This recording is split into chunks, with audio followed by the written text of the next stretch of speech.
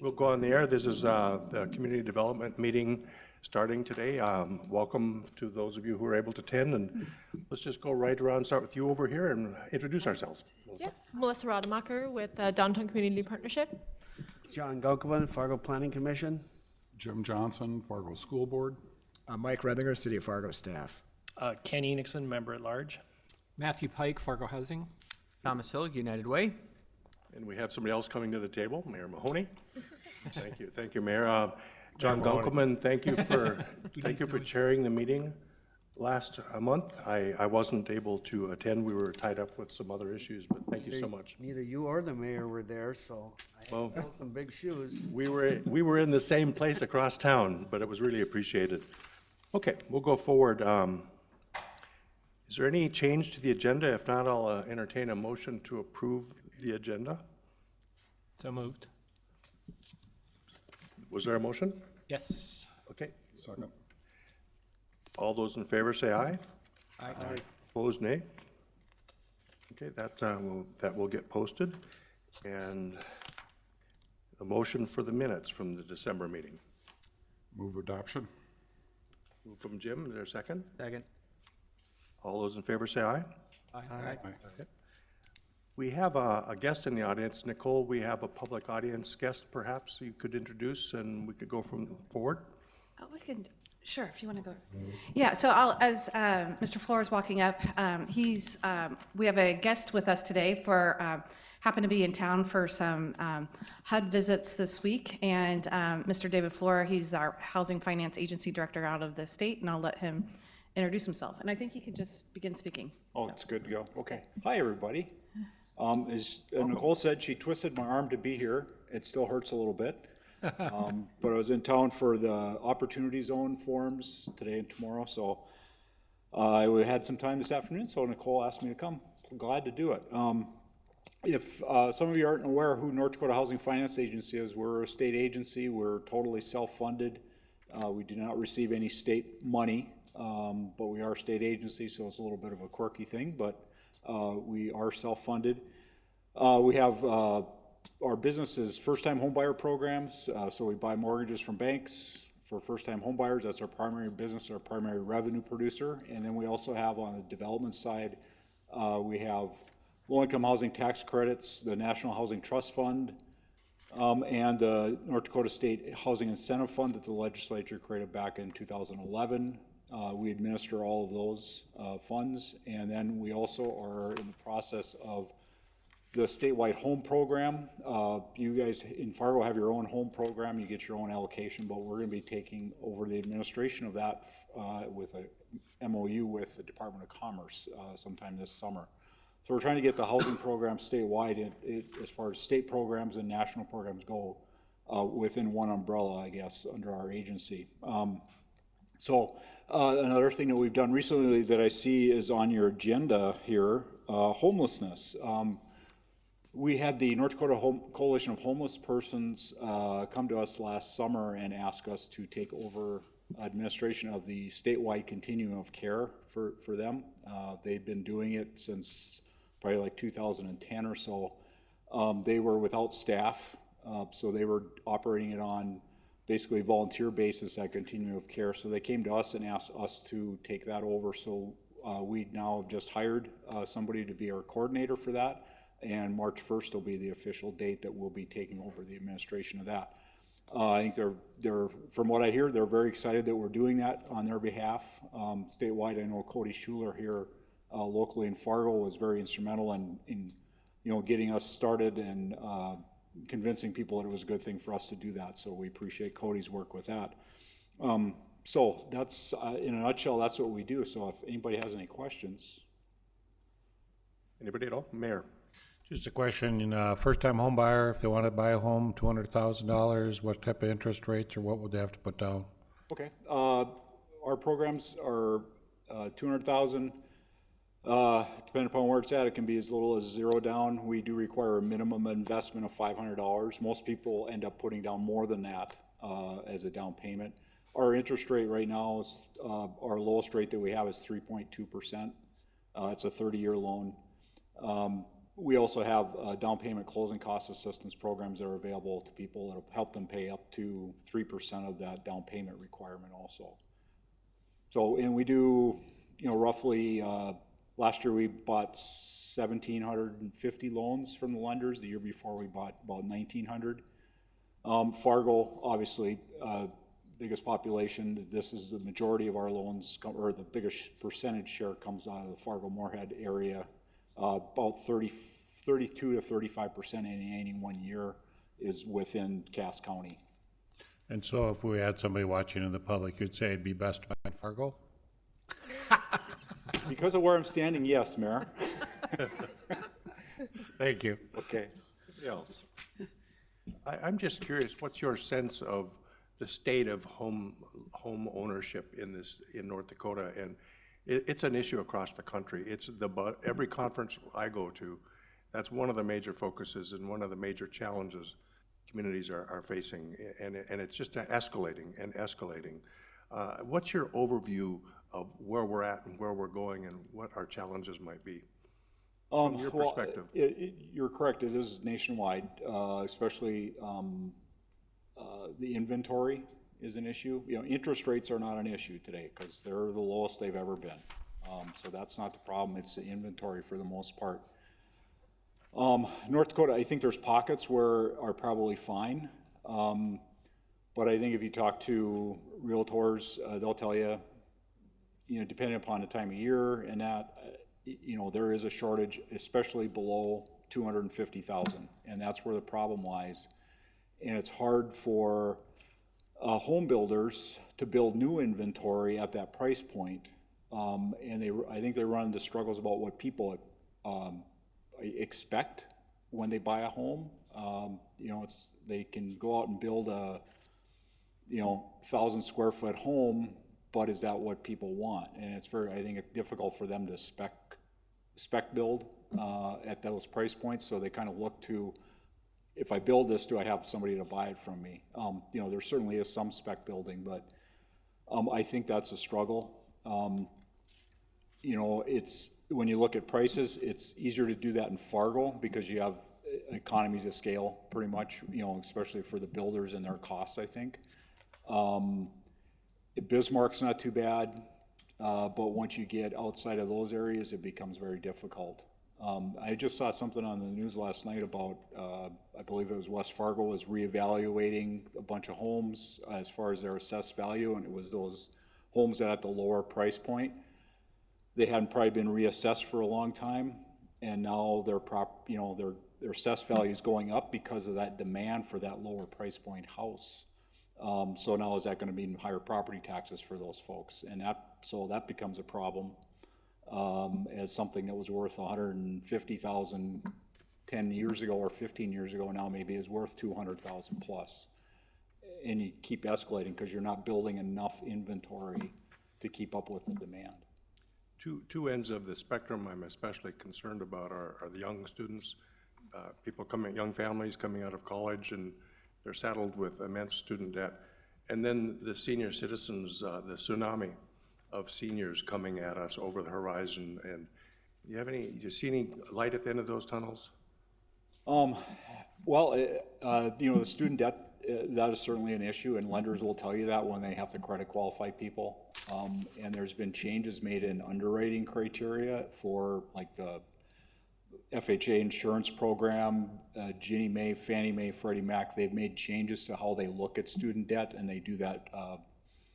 I can't remember what they exactly call it, but it's a minimum payment that they assume people are making, and that can, you know, it's causing some problems. I don't know how you get around that at this point. That's a tough one. I think you're going to see people probably buying homes later in life. One thing that we've always been, our average age under our first-time home buyer program is like 31, 32 years old. And that's been pretty consistent through the years.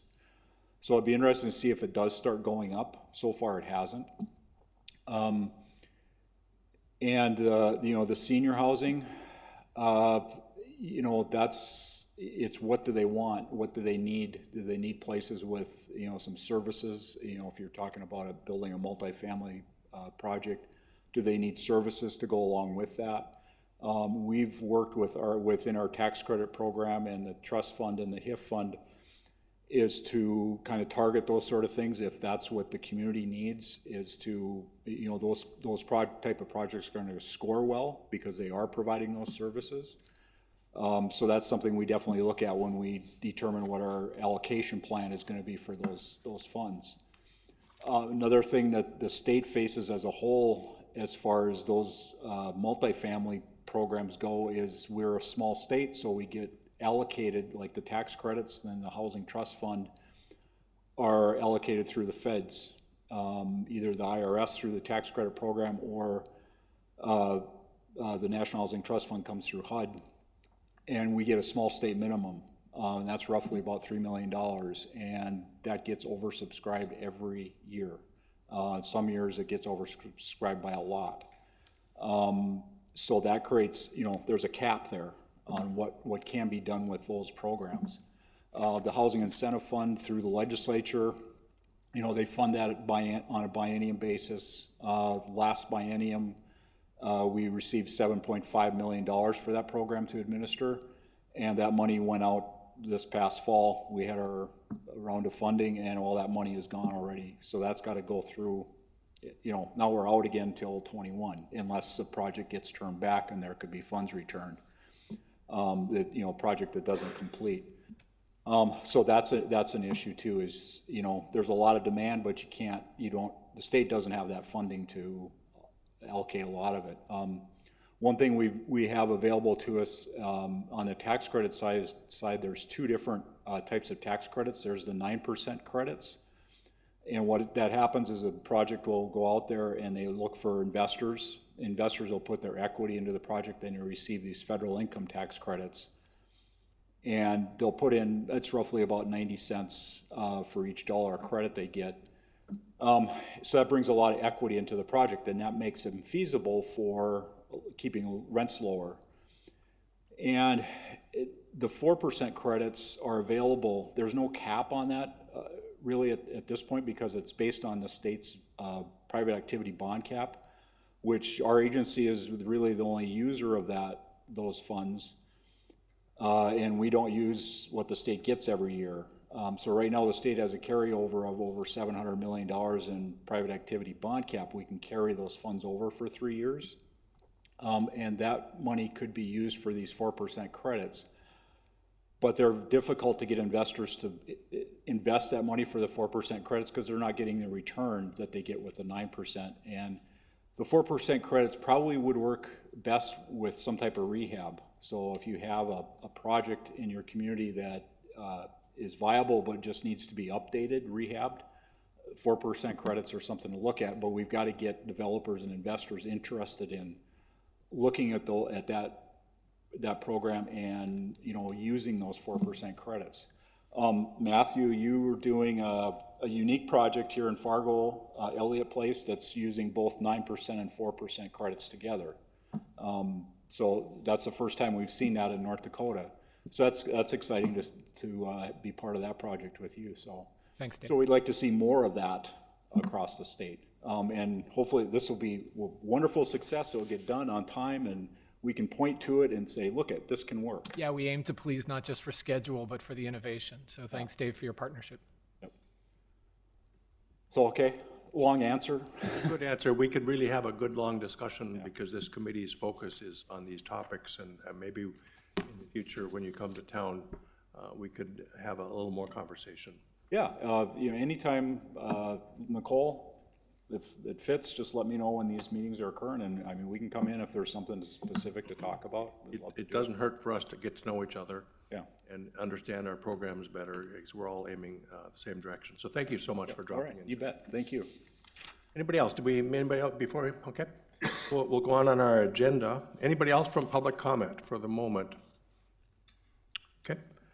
Thomas Hill, you're up next with the item number 5, homelessness prevention and diversion, community planning sessions. Yeah, thanks for the opportunity.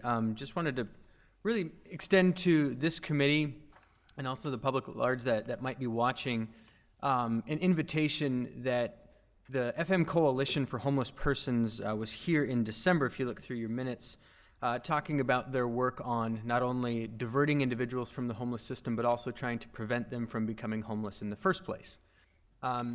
They are working on doing this and really placing an emphasis on trying to end youth homelessness and homelessness for families with children. And so they've partnered with us at United Way on how we can proactively try and build out a better system to address issues that families with children and youth may be facing when it comes to homelessness. So actually next week, Monday, Tuesday, and Wednesday, we will have a consultant in from an organization called Org Code.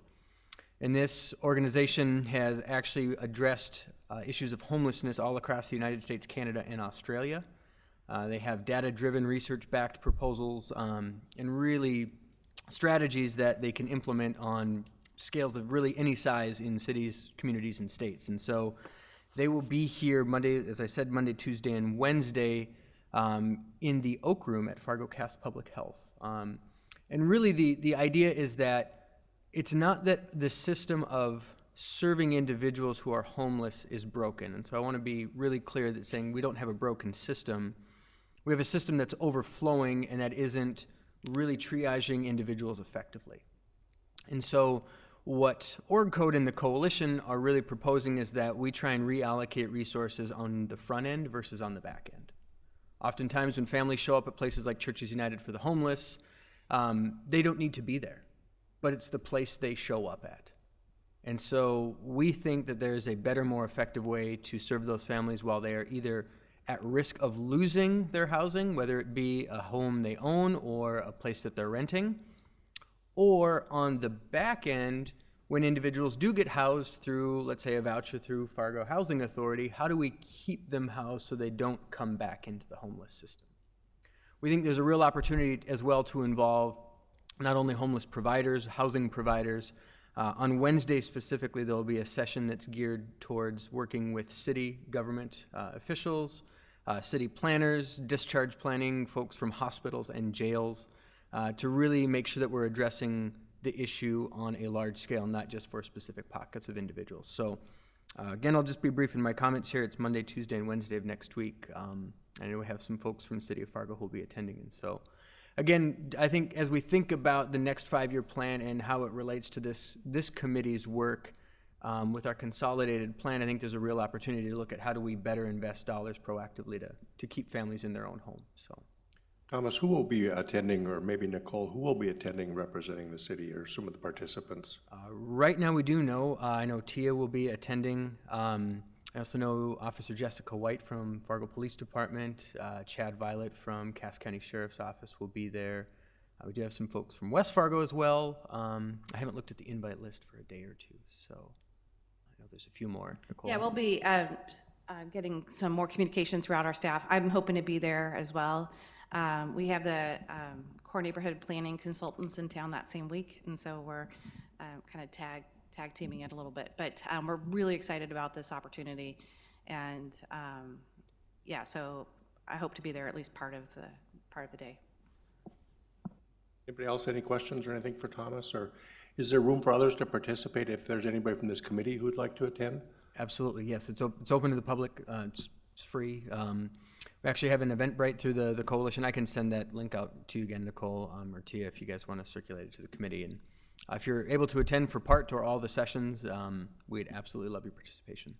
Okay, anybody, any questions or anything? Thank you, Thomas, very, very much. Okay, we'll go on to the next topic, and this was kind of added recently, and maybe today we'll just broach the topic. And we'll go on further. Nicole, let's begin with you and explain this incentive program that has come. Is it going to the Tax Exempt Review Committee? Is that correct? Or? Yeah, and so Jim was in another meeting right now, and he might be joining us momentarily, but I was able to get a little brief update from him, and thanks to the correspondence we've received from some of the neighborhoods here. But I guess last month or recently at the Tax Exempt Review Committee, they had asked Jim to look at the boundaries for downtown incentives based on a request they received and I'll move to the map here, right at the intersection at, I believe it's, sorry, there's no streets on here, but right here, I believe at the corner of either 10th or University, and 7th Avenue, this kind of right across the street from the Family Fare grocery store here, the little tiny purple line there, is the 701 Brew proposal. And based on their request for, there's tax incentives related to rehab, and based on them being on the other side of the boundary, you can see the dashed line here is where the boundary for those incentives. And so the Tax Exempt Review Committee looked at this proposal and advised Jim to look at adjusting the boundary for this incentives. And so in our downtown business district is referenced in a number of different ways in our municipal code, and with the downtown and focus plan, they took a look at that. This kind of dash line is the boundary as defined in our downtown and focus plan, which took an attempt of kind of synergizing these various boundaries. Jim took a look based on the request from the Tax Exempt Review Committee on the half block. If we look at the fact that this line is on an avenue or a roadway, the half block on both sides of that roadway. And so looking at the zoning districts of MR, the orange, and the and what's on the other side of the boundary is the proposed suggestion of a defined boundary. Knowing on Oak Grove, the project that we're working on with Jesse Craig, the boundary adjusted there.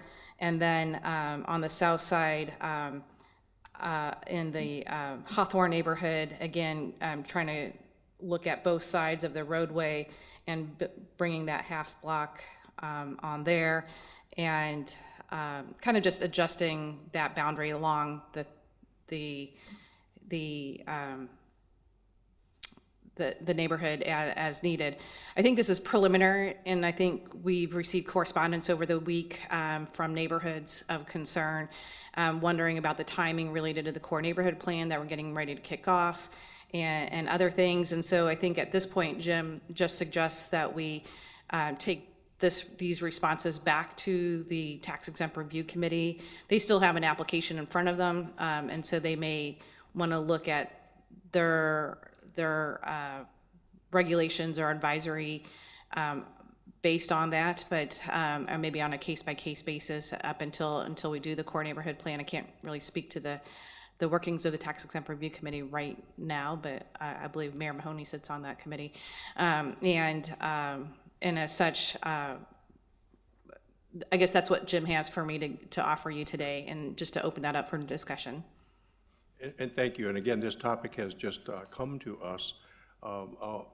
I became aware of it when neighborhood leaders reached out to me and met with me to express their concerns about aspects of this process and this proposal going forward.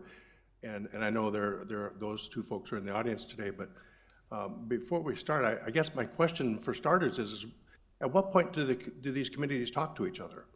You know, this is not just a tax exempt project or process, it's a neighborhood issue.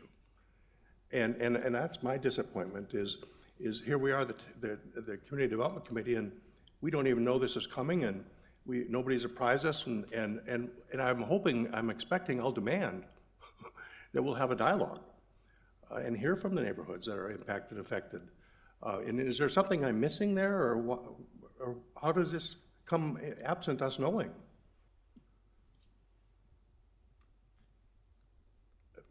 If anybody has any, certainly. I can't respond to that. I don't. You know, and I'll throw another topic out there. Our city commission voted 4-1 months and months ago to study community inclusionary housing. And here's a proposal going forward where we're talking 15 years tax breaks for apartments. You know, and we aren't even having this discussion about inclusionary housing. Commissioner Pepcorn and I were at a national conference recently, and they're telling you need 20% affordable housing in these projects where you're providing incentives to apartments. And we can't even get past starting this discussion, and we're talking about more incentives for more apartments in a neighborhood at risk, and we've got a glut of apartments. So I'm glad we're bringing this up. I'm advancing this topic as we need to work this. And I hope that our committee and Community Tax Exempt Review Committee can communicate about this. And I hope all of our brains can engage with this proposal because, and then in light of the neighborhood core planning going on, I just quite understand this, Nicole. And I know it's not on your shoulders. Yeah, no, and I can't really explain it per se.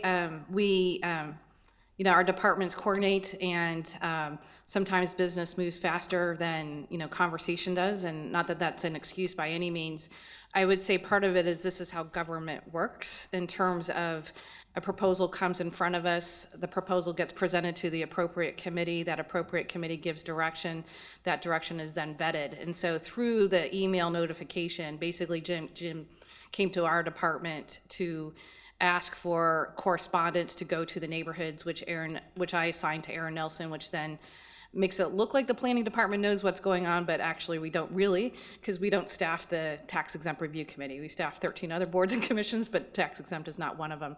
And so, so when the notice and information came out, we're just as, not just as surprised, but we're looking for that dialogue, and dialogue is important. So I think the message, in some regards, the system is working in terms of communications is happening based on response. We don't, at the same time, though, we're mindful that we don't want the neighborhoods especially, to be having to react from a point of crisis or a point of, neglect. And so that is, we hear that message loud and clear.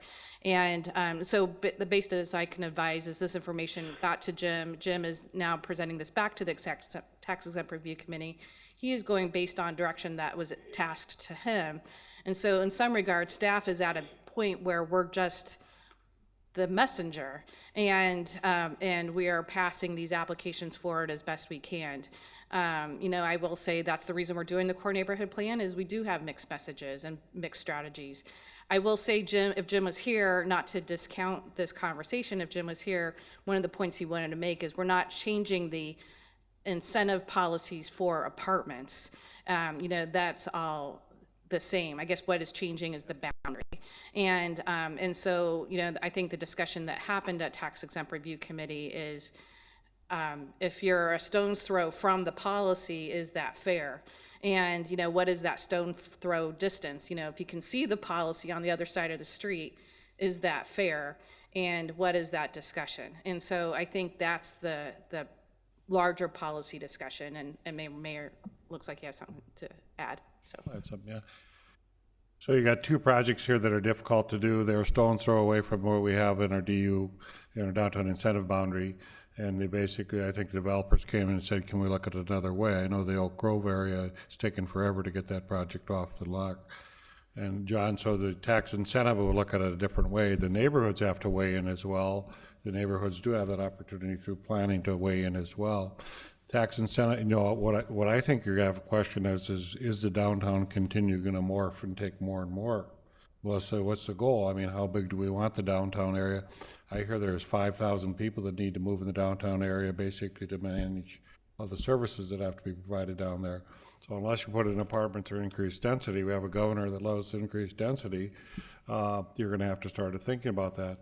That restaurant seems to have morphed into something more than it originally started at. All of us are a little confused about that because it started to make laundry nice, and then I think the owner realized you have to have parking, you have to have other things so people can enjoy your restaurant.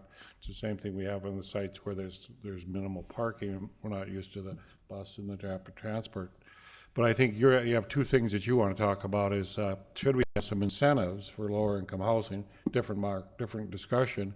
And to be honest, I don't know if that comes out of here or planning. I don't know where we're going to do that, or whether this committee says, hey, we want to relook at that, and what do we want to do? You and I both know, John, that Minneapolis has tried that with mixed results. I think John, as a developer, would say, I do or do not like that, depending on point of return. So I think everybody's kind of looking, what do I invest in this?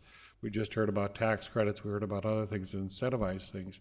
But I think what you're asking for, John, maybe we have a discussion about that, because in some ways we are apart, because tax incentives are tax incentives, are exemptions, so what we do in that. It's just saying, hey, can we extend it a little bit? We look at the map and it looks like you can. We got some areas that we can go. But I think the bigger question is how big is it you know, how big is the downtown going to get, right? How far are we going to move into the neighborhoods? Yeah, we have parts of our neighborhoods that some developers don't want to build in because they're afraid they won't be able to rent. So it's kind of a mixed morph issue that we get into, is how much expansion do we want? How much do we need? What are the needs of the community? So I think it's a great discussion item, and I don't know if this committee takes part in that, or you want to do some things like that, John. That's reasonable to do that. And Ken, I defer to you, because in some ways you've seen some of this come, but it's the same objections. Things kind of morph off university, and we change a little here or there. It just seems like somebody's nibbling. Yeah, I mean, that's how it kind of comes across to us, in the neighboring neighborhoods.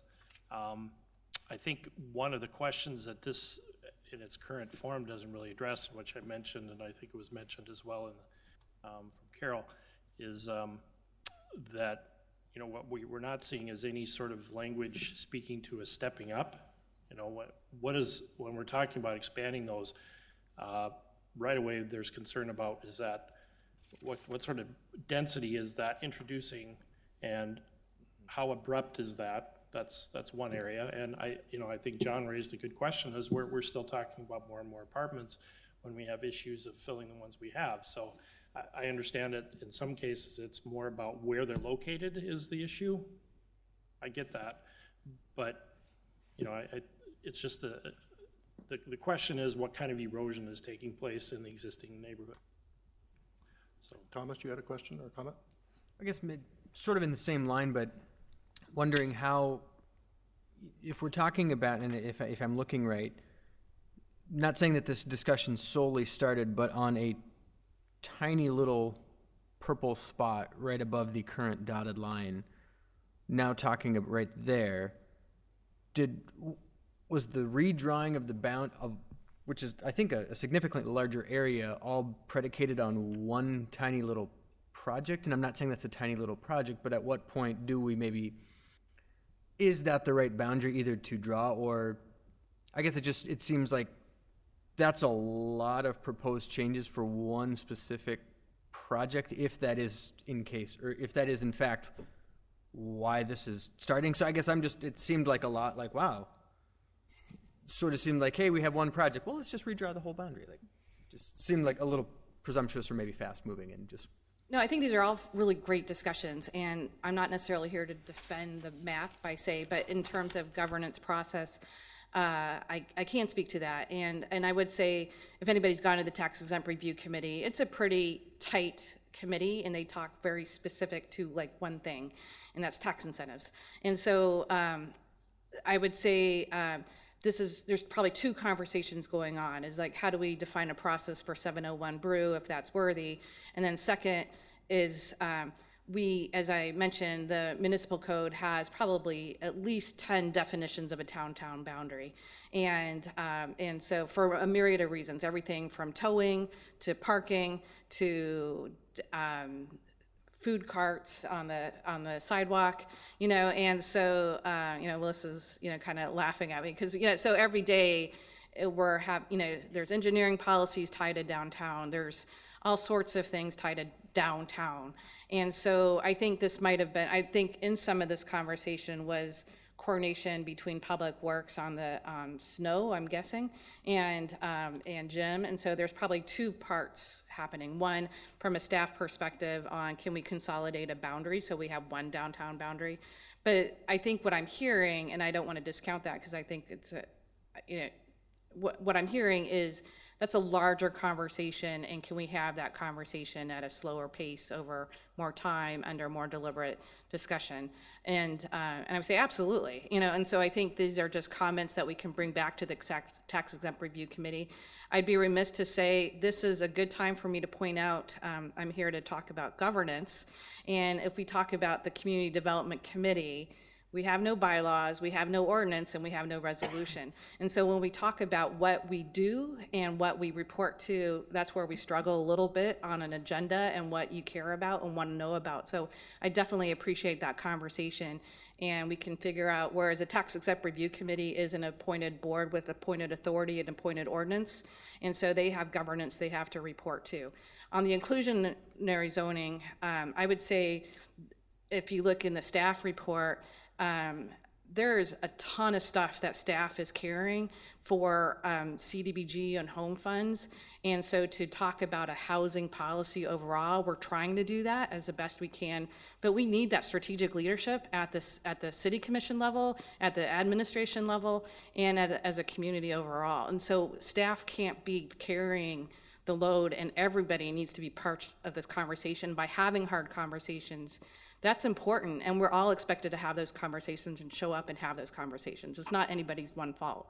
And so, not that you guys are blaming this, but I'm just, since I have the mic, I'm gonna take it and talk about why we need that strategic planning on a housing level. And so we're working diligently, really quickly, on a 5-year plan update for CDBG. As soon as we get CDBG and home funds, next is housing policies.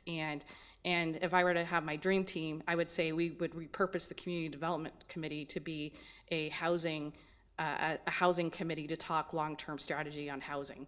And so I'll just make that pitch since I have the mic. So anyway, yeah.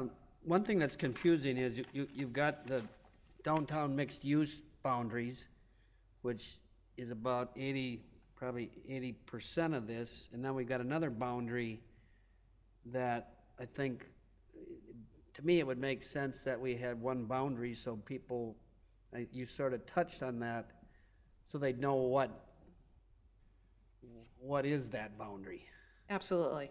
And that's the issue. So we have policies tied to DMU zoning, whether it's snow or storm management, and then we've got and towing and policing, and then we've got finance policies tied to downtown business boundary, and so they're all over the place. And so I think that's the bigger heart of the discussion.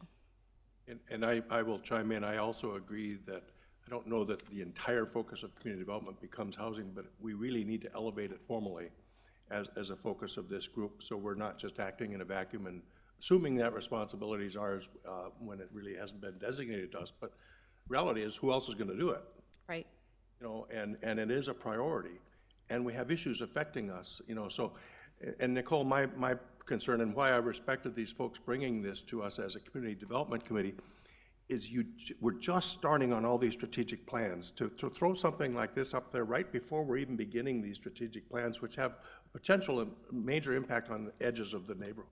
Mm-hmm. I hope that we don't just assume this and put it, and that the people are engaged and they're involved in that from the neighborhoods, because we really need their voices and to have them have stakeholdership in this.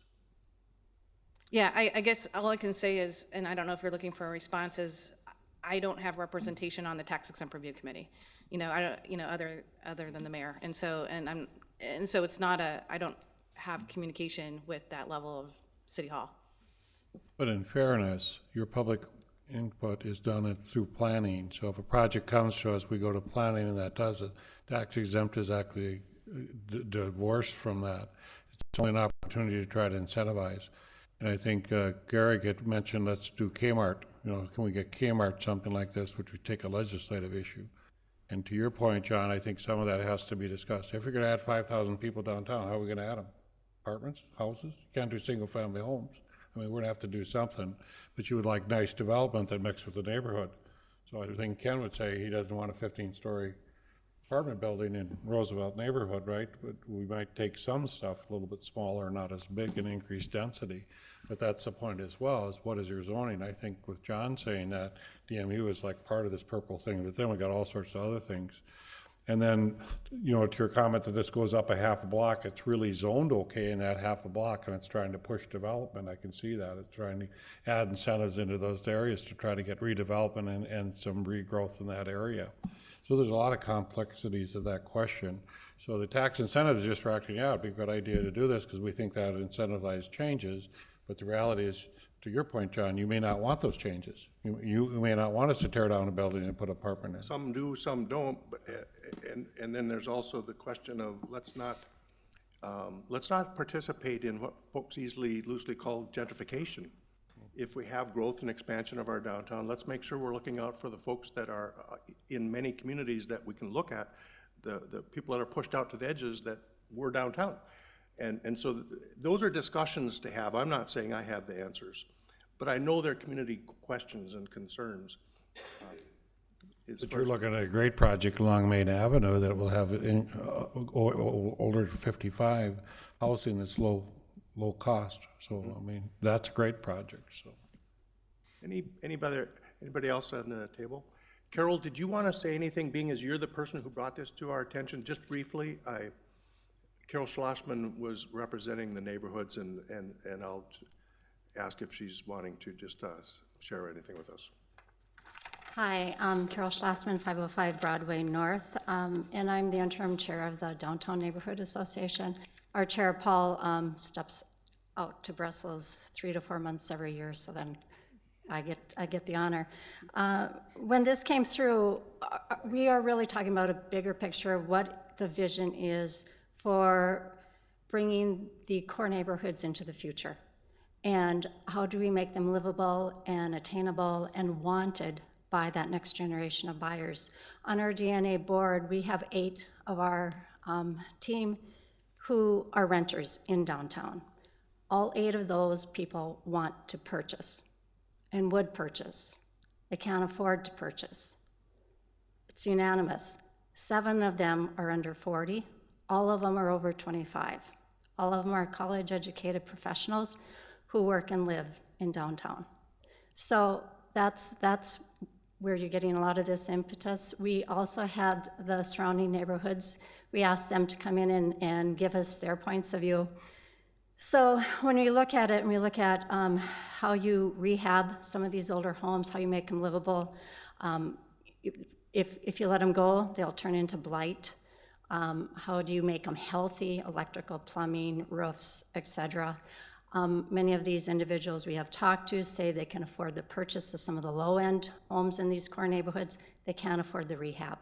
And so we see tax incentives as probably a key way to help these individuals, as well as low or no interest funding for some of these rehabs in the core neighborhoods. We're really looking forward and very thankful to Nicole to bring about the core planning. We are very interested in the step downs, as was addressed in focus, and we want to make sure that there's a vision and the land codes and design reflect the intent of strategic planning, and that they're not one-upped by an individual developer. We are very respectful to the builders and the developers. Yes, they have to make money. I mean, I come from development, so I get that. So that's where we're coming from, and we know this is a fluid situation. You can expect, as we learn more, as you learn more, we will always be with you to work forward towards that. So, and thank you for opening this topic up. It's important. Okay. Questions? Anybody else? Any questions or comments? Jim, I don't know, you've walked in at the very tail end of us just having this introduction of this topic to our committee that it's happening, and you've not heard what we've been discussing, but do you have anything to, as long as you're here and we're still on that agenda? John, you want to give him a chance?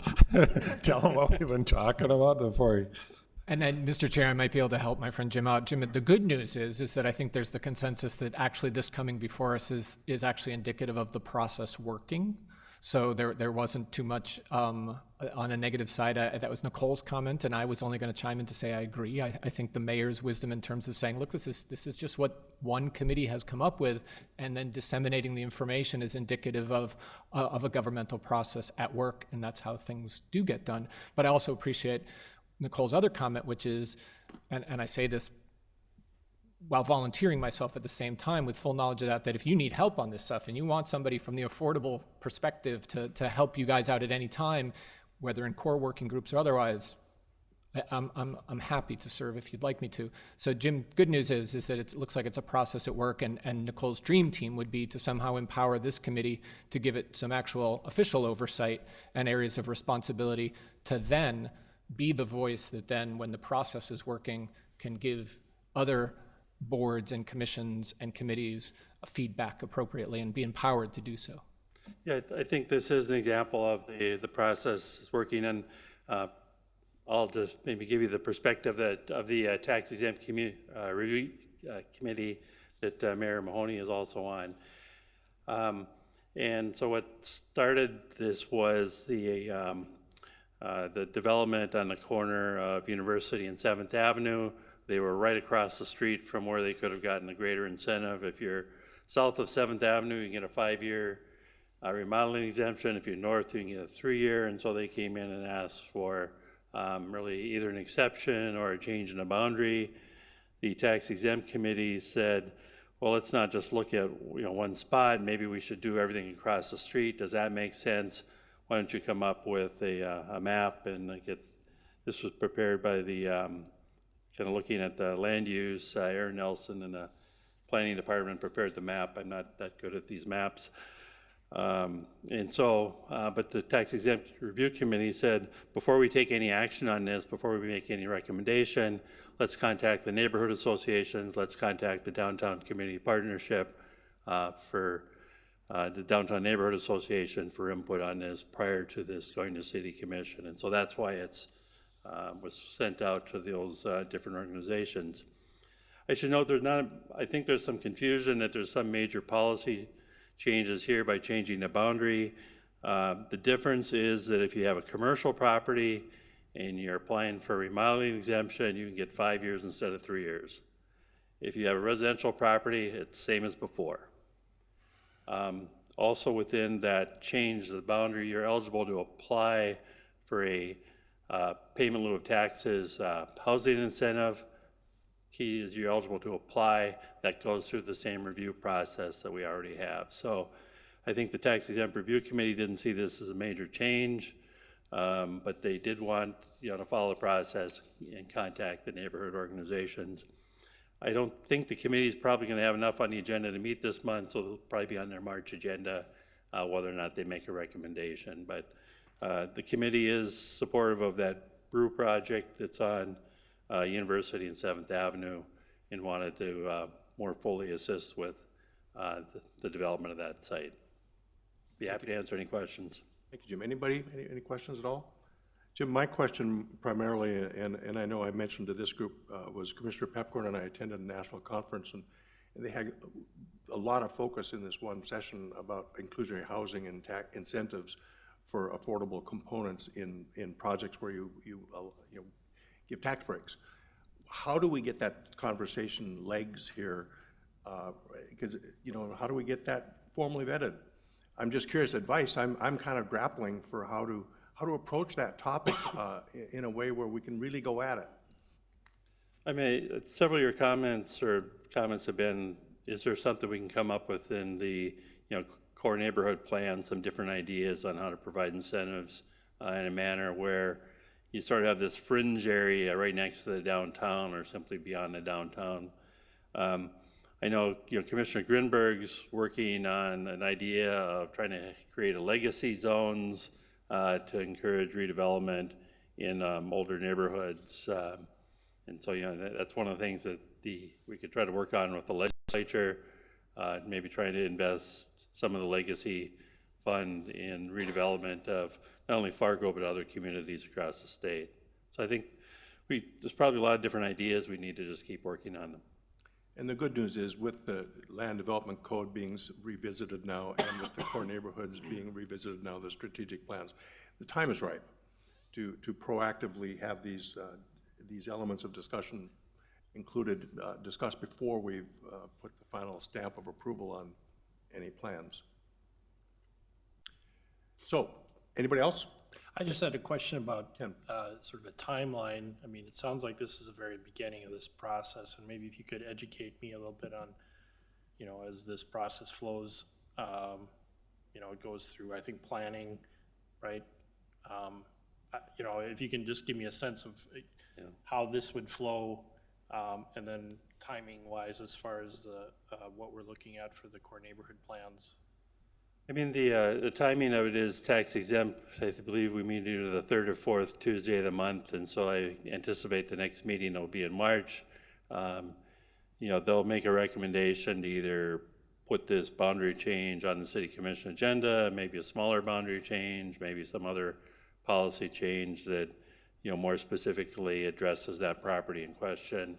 Or so I don't know, Mayor Mahoney, if you any Well, thoughts on I what? think this is exactly what John asked for. He asked for input, so we have to put input in.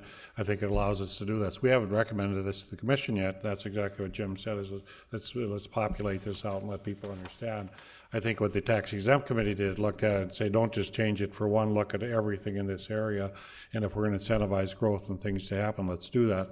I think what John is trying to say is, can we try to incentive certain types of things that we might want to do that? It's a little separate question of that, but then if a project comes up, it has to go still through the commission. So regardless of planning and all the usual things we do for a project. So I think this is a great thing that, Jim, that you sent this out, ask the neighborhoods, ask everybody, what do you think about this? Is it okay or not okay? And then we'd modify it in tax exempt if you said, oh, we don't like this, we don't like it over here, we don't like this. So it gives the downtown to do it, plus the neighborhoods, plus the land development code look at it as well. So to your point, John, I think it's a perfect opportunity, and I heard some volunteers over here that want to volunteer to help out.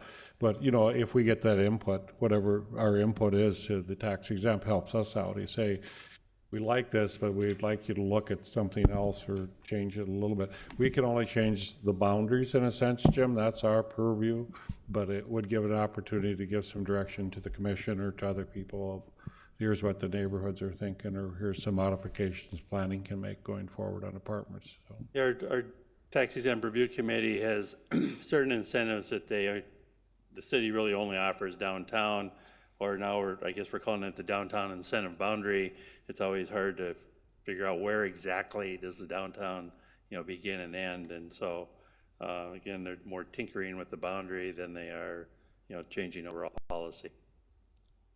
Maybe Jim, real quick, sorry, to answer Ken's question, process-wise, when a project comes, like say 701 Brewery, if that was in front of you, would that be administratively approved to city commission, or does that go to this, if they had been inside the boundary? Yeah, these are all on your agenda.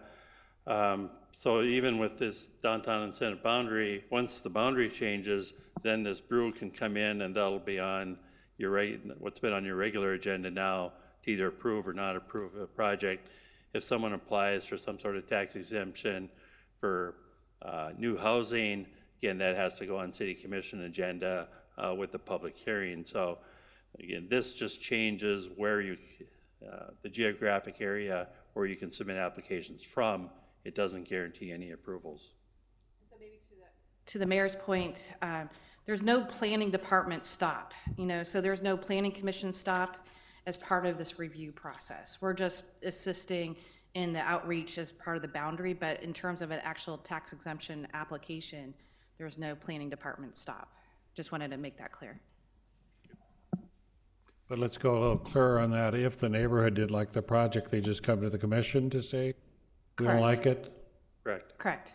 But if somebody comes in and tears down a building and puts a new building, that doesn't have to go to planning. They can do anything they want. If it conforms with the zoning, and this boundary change does not change any of the zoning boundaries. For instance, this brew, I believe they've acquired a vacant lot. They're requesting that it be changed to downtown mixed use. That's going through the planning commission and will go through city commission with hearings. An interesting topic and a good one, and it's important we all have a chance to share, especially the folks in the community. Thank you, Jim, for joining in with us, and Nicole for the information you're able to provide. Anybody else on this topic? And a pitch for the neighborhood core planning, there's room for people to get involved with that process. Don't hesitate enrolling others or asking folks that really should be at the table, take the initiative and invite people so they can have their voice there earlier on than later, because it's really, really critical. Okay, we'll go on to announcements. Is that you, Nicole? Well, I don't think we have any. I think it's just a placeholder if people have announcements. Yeah. I guess your staff reports. Any announcements from anybody? John, you usually have an announcement. I think somebody recently got married. Melissa? Oh, my goodness. There we go. Well, congratulations. Thank you. I thought you were going to ask me when her birthday is. Oh, I would not make you ask her birthday, but I know you love to announce things, so congratulations, Melissa. Thank you. That's really good news. Thank you. Okay, staff report. Now we turn to Nicole and team. Yeah, so staff report, we tried something new since it'd been so long since we had met before. And we thought we would just take a running list of all the things that you might be interested that staff's been part of. None of them are really seeking your approval per se. Many of them are in kind of this automatic process of, I should say, administration process where it goes, where staff's kind of processing still, and certain things that we need permission for, we're taking a city commission. But we do feel like these are all vitally important to our strategic planning related to community development. And so therefore, we don't necessarily want to read the staff report to you, but if you have any questions or want to pick any certain topics that you would like to discuss further, we'd be glad to. And, or if any of them evoke conversation and dialogue, we'd be glad to do that. So we're trying something new this month of just kind of giving you a menu list of things we're working on, and would be glad to discuss further or answer any questions that might evoke. And Nicole, if you might bear with me, folks listening in or watching won't have a clue what we're reading. If you just mention the topic so they know what we're looking at, if you wouldn't mind. Yeah, excellent point. Thank you. Yeah, so basically, I'll just kind of run through them. The Neighborhood Stabilization Program, the NSP, request for project proposals. Basically, this is the last parcel of basically approximately a 10-year program we've had with the state of North Dakota. And this is the parcel on 13th Avenue. You might remember it from years ago, and where we kind of had a failed project with with some community groups. We did receive a proposal from Rebuilding Together that we are excited about, that we'll take forward to City Commission here in about a week. We have a very tight timeline. If we don't get under procurement by March 20th, we'll be turning money back over to the state. And so we don't want to do that. And so we are moving ahead with this one. Next is, since we're in the proposal mode, we thought we'd go ahead and start the request for proposals for the 7th Street and 4th Avenue properties. We know this has been on our work plan, on work list. I've been talking about it with the CD committee for as long as I can remember. And so this is the property across from the sanctuary in the downtown neighborhood. And the city acquired 3 or 4 parcels there that we think is really perfect for senior housing. And we'd like to go ahead and get that project proposal going so that an applicant would have that opportunity to apply for LIHTC credit and get that proposal going and points for as part of their application, so that we could start to get that inventory prepared for the high rise, if at all possible. So the goal would be to try to break ground by 2021. The next is why Mr. Floor is in town. So we have 5 regional administrators from the federal government. I'm not going to try to list them all off memory here, but along with state officials, really talking about opportunity zones as the state, federal government, local government figure out our partnerships and tools we can bring to the table as we layer on incentives that go with opportunity zones. As you know, it's a very new program. It's a Treasury program to help investors. And in particular, the city has 5 opportunity zone boundary areas that the governor has designated. And one of these sits in our downtown core area with the Fargo high rise, Leshkowitz high rise, and the Mid-America Steel site. And so today we had a kind of intro overview with the HUD officials and the federal officials. And then tomorrow we'll have a focus on the more place-based related to the high rise site and the Mid-America Steel site, including a tour. And it is open to the public. We did send a press release out, but if you would like to join us tomorrow from 9, we'll be in this room starting at 9:20, 9:15, from 9 to 10:30. So it'll be a pretty short time here before we jump on a bus. And you're, of course, welcome to come on the bus if you'd like to see the Mid-America Steel site and the high-rise site. The next is, speaking of the core neighborhood plan, our consultants will be in town next week. We're really excited about this project. It's been a long time coming. Probably the main point of interest is next Tuesday, Wednesday, and Thursday from 4:30 to 6:30 p.m. each night in the Sky Commons, which is the old City Commission chambers in the Civic Center, will be our public meetings. On the south side will be, on the first meeting will be the south side, and I believe the Wednesday night will be the mid area, and the Thursday night would be the north side. I'm not confident for that, but basically what we did is for the last month have an open call for volunteers. Hopefully you've seen those announcements. We have a number of volunteers that are willing to jump in and learn more. And so they've all gotten notices about when to be where. And as well as we've asked Commissioner Strand and Commissioner Granberg to co-chair an overall steering committee. And we've asked Thomas Hill and Linda Klebe to represent the CD committee, as well as their other various interests in the community on the overall steering committee. We also will have representation from our Native American Commission, Arts Commission, Human Relations Commission, as well as the Planning Commission. And so we're really excited that it's an opportunity for our members of all of our boards and commissions to come together and serve towards a common goal of the core neighborhood plan. I think about 2 months ago, we talked about manufactured housing and basically the what we might call trailer parks. I quickly learned from the trailer park community that we should call them manufactured housing communities. And so, David's looking at me. And so, so basically it's been a really fascinating dialogue with residents. There's about 2 to 3 core residents in the Buena Vista community, in the Countryside community, in the Riviera Heights community that I've been talking with individually.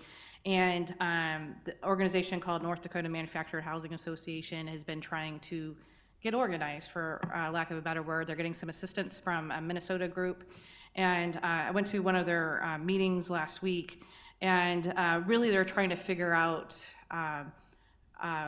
their position and what they can and can't ask for.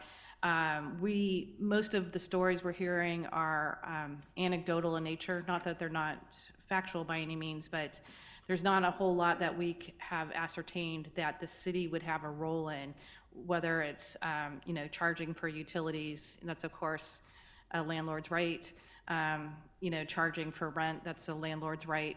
So really we're looking at it from a fair housing perspective and connected them to the fair housing and also the legal assistance groups for those that have, kind of concerns there on an individual basis. But we are very interested on what we can do as a city and as a government to assist this organization to have support and stability in their housing is the main issue I hear, is that the changes the new owners are bringing are causing uncertainty and questioning and fear.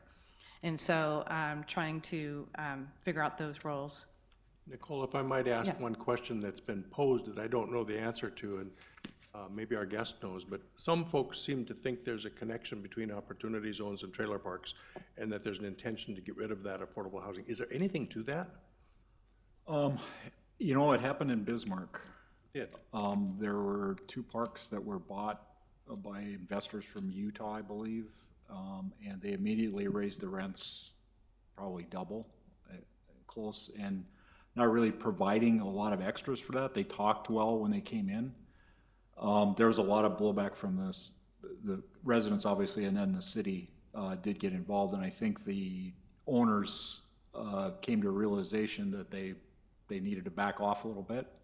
I haven't heard anything more about it, so I think it's been resolved, but not resolved, but I'm sure there's people that are, they're struggling probably to make their lot rent payments.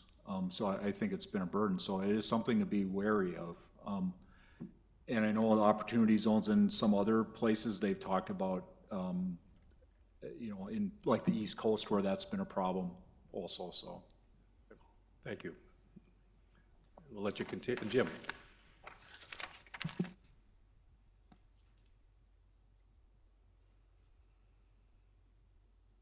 I know there are 2 mobile home parks in Fargo that were recently acquired, and there have been some of the same issues. Neither one is in the opportunity zone. Thank you. I was wondering that. Thank you, Jim. Okay, Nicole, we'll let you continue. This is a great report, by the way, to go good. through this. It's good. Yeah, so updates. we'll hopefully keep this style going. I'm not sure that we'll always have this much to report on, but, yeah, It tells so. us how much you have going on in your department. Yeah. Well, great, thanks to the great team we have. And in December, we're excited to support Nina Liu to come to Fargo. She spent about a week. She's a housing advisor and working nationwide. And we initially started having this discussion as it relates to our CDBG and home funds as we look to see if we are, I think the first question was, are we materializing all we can out of our federal aid? And, but also in the discussions we've been having, and Commissioner Strand is hopefully starts to get to some of the questions you're having. When we start hearing about local developers talking about their incentives, when we hear some of the testimony at the city commission level, we're really realizing some of their pro forma concerns, and we wanted to check out some of what we're hearing with some housing experts. And so in your report is a report from the draft report from Nina on her findings. Basically, she interviewed about 20 stakeholders, all various housing types of builders, developers, bankers, et cetera. And so this is just our first assessment. It's very somewhat vague, but at the same time, it hopefully will complement what we'll start to get out of our 5-year plan update consultants, and then we start to mush all this together into some housing discussion, bigger housing discussions. We just got word from Gate City Bank on the Neighborhood Revitalization Initiative that they're ready to kick off the next round of NRI programming. And so look for some public input or some public outreach messaging on that. Basically, nothing's changed on the program. About mid-year, you might not be aware of this, but about mid-year last year, they shrunk the boundary to be more representative of our core neighborhood boundary. In the past, last few years, the boundary had expanded almost citywide. This, like I said, about 6 months ago, they decided the Gate City proposed shrinking that boundary back down. And we haven't heard that's made a big impact one way or another yet. I think they're still looking at their factors. And I would say we would like to keep reminding the public that this program exists and that it's there, basically. And then last few items, the Community Land Trust, the Cass Clay Community Land Trust, we're excited that well, based on unfortunate circumstances, most likely, but the city received 2 parcels from back taxes. We're excited that we were able to basically get control of those for no money, and then we immediately are transferring those over to the Land Trust. And the Land Trust was excited to have them. One of them is already vacant, and the other is eligible for blight removal, so we'll take it through a CDBG process to remove the blight and then transfer those parcels over to, and they're perfect home construction sites, you know, that used to be single family. John, come on, you homes. gotta get excited about that. 2 lots, here we go. We're I gonna am start building excited. this spring. You've been pushing for this for 3 years. Come on, get whoopee a little bit. I had a meeting with some Moorhead folks yesterday, and we're lobbying to get them to donate some lots next. Yeah. It's terrific news. It is terrific news. I will say it doesn't come around very often. I remember I talked to the city auditor at the end of the year last year saying, how often do we, basically the story is both taxpayers were deceased, and so that's how the parcels came back to the county. And I asked our city auditor how often this happens, and he said, you know, he's been here 20 plus years, and he said he remembers this happening twice. You know, so it's not something that happens on a regular basis. We're not sure if that will happen more as we have an aging population. Come on, Nicole, medical care is just so fantastic. Everybody's living to 90. One of the things, just so you know, because there's probably lots of public conversation about this, I know in our Downtown and Focus Plan, we talked about a drop-in center for daytime for homeless. And as you might remember from past reports, our single-room occupancy building at 69 4th Street North, we've evacuated the residents out of that building, and I believe the housing authorities moved them to other locations. And so as a result, we will be working on creating an activity for 2020, 2021 CDBG/home funds as we work on that, working with the Fargo Housing and Redevelopment Authority, as well as Gladys Ray shelter staff, public health staff, as we talk about the need for respite housing and for those that are homeless, as well as day drop-in center. And so as we start to do some feasibility analysis on the building itself has some environmental concerns. So we need to figure that out first before we can program and figure out the feasibility of the actual new program. So just so you know where we're at in the process, is just kind of a mind's eye, kind of a dream in our mind's eye from a lot of city leaders, and we'll start working on the feasibility analysis of that in 2020. And then maybe I'll let Tia talk about number 11, and maybe I'll let Melissa talk about number 10, Downtown Quality of Life Committee, since it's really come through the DCP's leadership, that's come around a little bit. Sure. The Quality of Life Committee basically formed based on the day shelter conversation, and we used to have a working committee called the Safety Committee that was created through the DCP, and just a combined effort of all these people who had a concern and wanted to talk about these issues that are affecting downtown. And we've had our first meeting, it was in January, and we meet I think every 3 months. So if you want to attend, let us know. But yeah, we're excited just to really focus and deliver some things that are going to impact downtown in a positive way. If I might join in, Melissa, we've had folks approach us too about a downtown topic, which I'm not sure if it fits there, it might, but activities at bars and noise levels and how late they go and who oversees those topics, things, and that came from Arlette Preston, if I remember right, but maybe that discussion could be worked in there too. Sure, yeah, she wants to attend one of our meetings and bring that up. Good, thank you for that update. Tia, number 11, census? Hi, this is just an announcement about the Census 2020. They're having a hard time filling all the positions. They're wanting to get the word out. They've increased the wages for our area to $18 to $23 an hour, and health insurance is available. Basically, I just wanted to let you guys know about this so you could spread the word to your networks. There's a lot of hard to count people within our community that we really want to reach out to make sure we get those numbers this time around. And yeah, there's a great FAQ on that too. There's probably about 70 different really good questions on there with answers, so that if anybody's interested in applying, that's a great website to check out. Okay. Any questions at all for anybody? Thank you, Tia. Nicole, this is a great update. I know it took some time to walk through that, but it tells us how much is going on and how many critical topics are being addressed by so many different people. Thank you for that. Okay, anybody else, any questions on these staff reports? Any feedback? All right, well, any other business for the day? All right, I'll entertain a motion to adjourn. Moved. So moved by Jim, second? Second. All those in favor say aye. Aye. We stand adjourned.